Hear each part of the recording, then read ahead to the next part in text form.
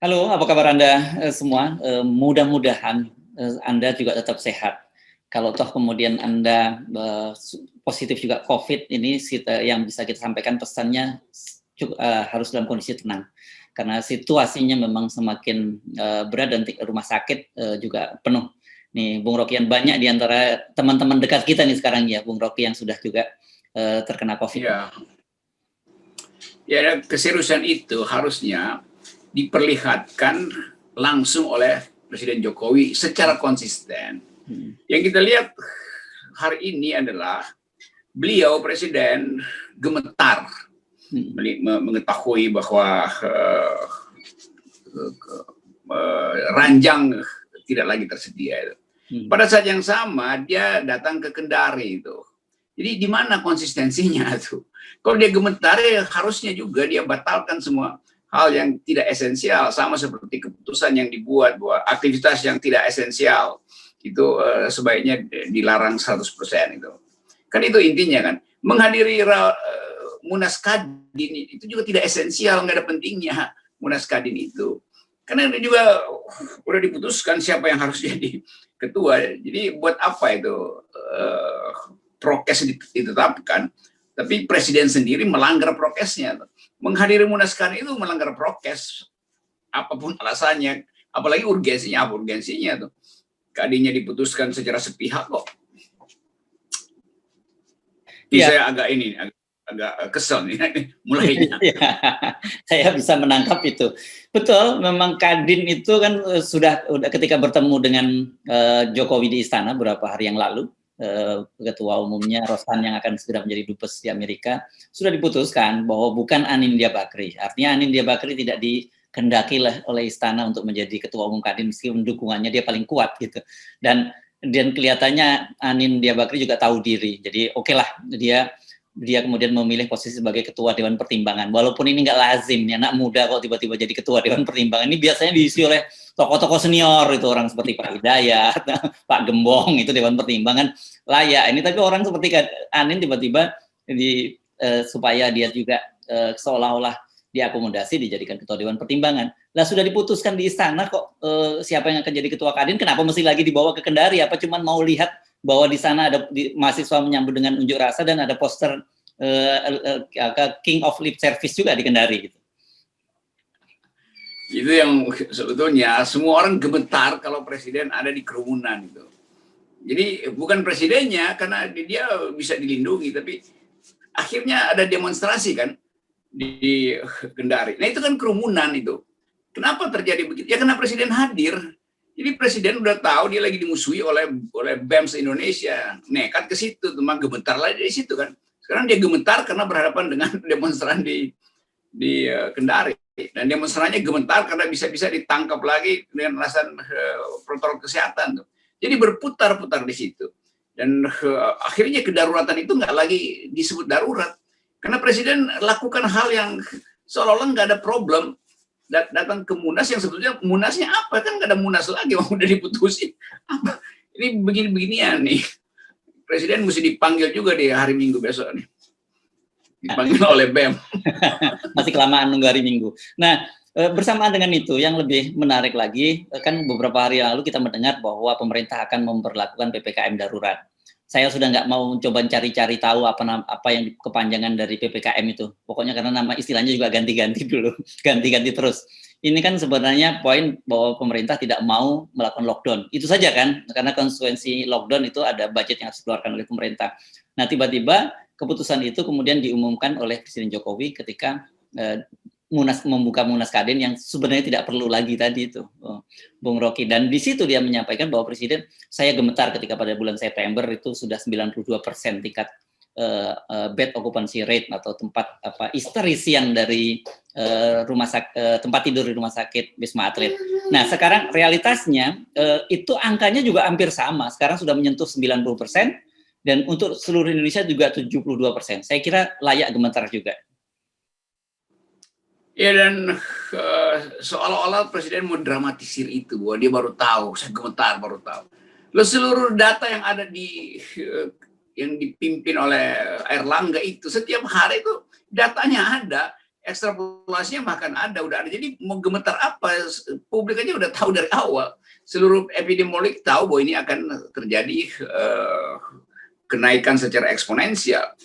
Semua orang udah bikin studi itu tuh. WHO bilang begitu. Ngapain dia baru gemetar sekarang? Ini juga namanya lip service ini. Bisa gemetar itu. Bibirnya betul-betul yang gemetar tuh, bukan sekedar bibirnya yang lipnya yang sekedar basa-basi. Ini juga akhirnya gemetar. Tapi lebih dari itu, harusnya kan presiden menerangkan sesuatu di dalam rangka menenangkan itu. Dia gemetar itu juga orang ikut gemetar.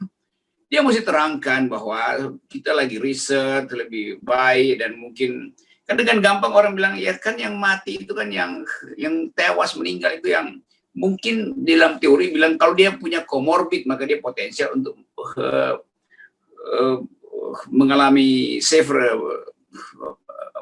fatal secara medis itu. Mestinya data tentang mereka yang potensial itu juga harusnya dikumpulkan. Kan BPJS punya data, asuransi Indonesia punya data siapa yang punya komorbid.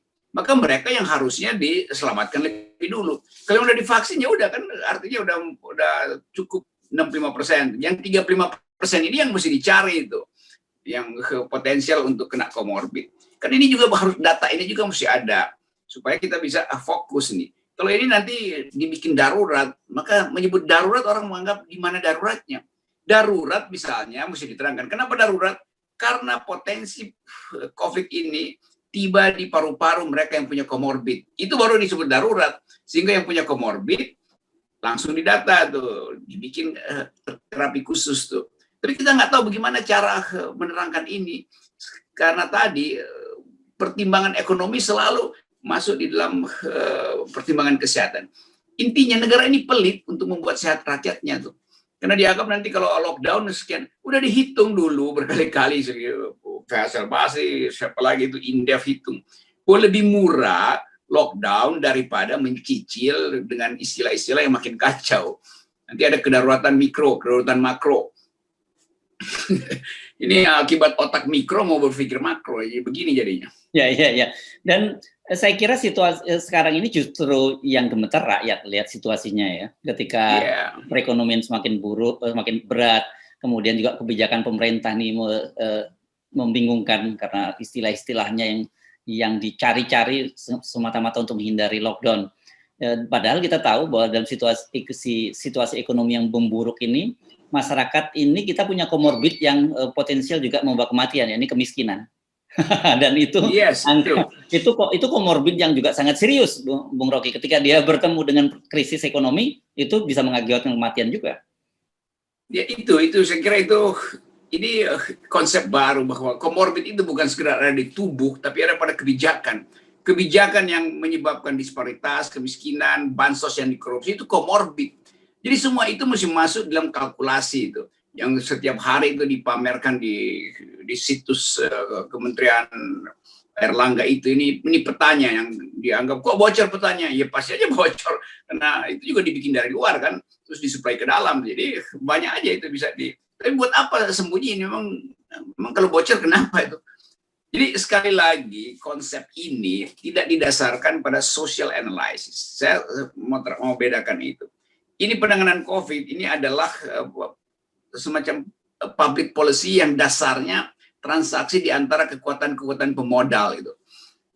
Dan hubungan antara kepentingan politik dan kepentingan ekonomi. Tidak berbasis pada analisis sosial yang tadi itu. Bahwa dalam keadaan kemiskinan, komorbid itu justru potensial untuk mengakibatkan fatalitas itu. Mortalitas naik itu. Karena ini nggak ada kita dengar istana menerangkan itu.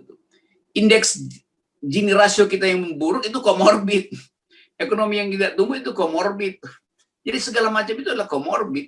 Yang mestinya data itu bisa dibuatkan modeling supaya juga ada penanganan lebih khusus terhadap mereka yang potensial kena COVID karena komorbid. Komorbid karena tubuhnya lemah, komorbid karena daya tahan hidupnya secara ekonomi juga lemah kan. Kan itu.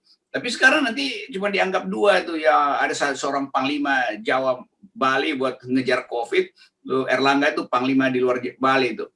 terus panglimanya sendiri gemetar. Bagaimana dia mau ngatur dua panglimanya kalau dia sendiri gemetar? Panglima tertinggi itu presiden, itu kan ajaib. Dan sekarang ini kan jadi banyak sekali front pertempuran yang dihadapi pemerintah. Satu front jelas front COVID, kedua front ekonomi yang makin memburuk, yang ketiga ini front politik. Ini kita kemarin melihat ternyata unggahan dari mahasiswa, unggahan dari BEM UI dan kemudian reaksi dari rektorat menimbulkan juga eskalasi gerakan mahasiswa di berbagai daerah ini. Saya mendapat info semacam itu, Bung Rocky. Jadi setidaknya ada tiga yang ini bisa membuat juga gemetar semua ini. Saya kira sudah waktunya memang kita mulai mengaktifkan akal sehat kita untuk menerima fakta bahwa di ujung dari seluruh problem ini penyebabnya adalah apa yang disebut oleh BEM UI. Jadi the king of lip service ini memang membuat lip service dalam semua kebijakan. Nah sekarang akibatnya begini nih. Ini kan semuanya akibat dari kebijakan yang lip service yang nggak perlu dibuktikan karena datanya bertebaran di mana-mana.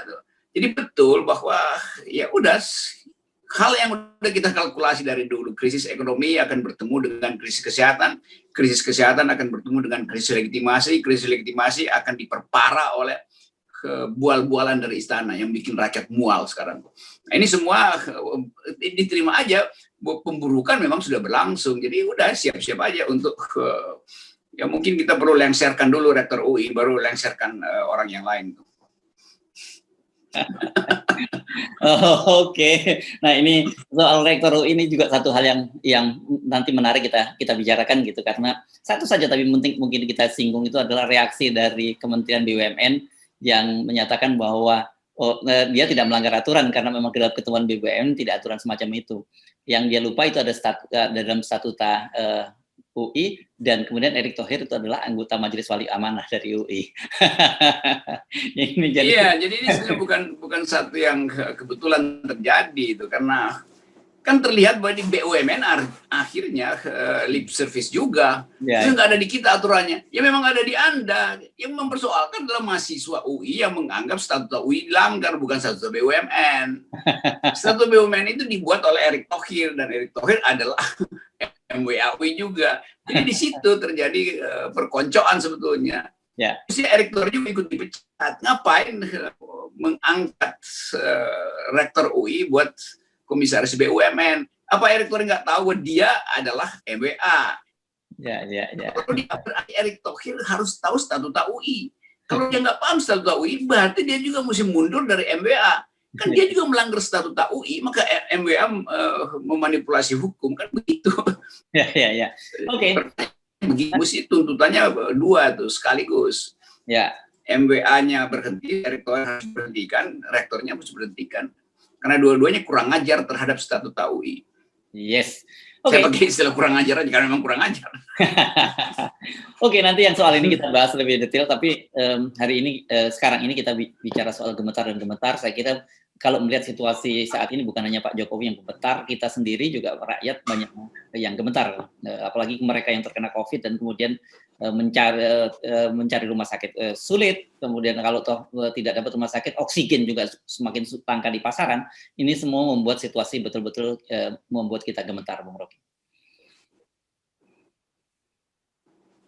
Saya membayangkan bahwa dalam 1-2 hari ini partai politik sibuk untuk mengkonsolidasikan, karena saya meraba pimpinan partai politik ini juga mengintip keadaan yang betul-betul berbahaya.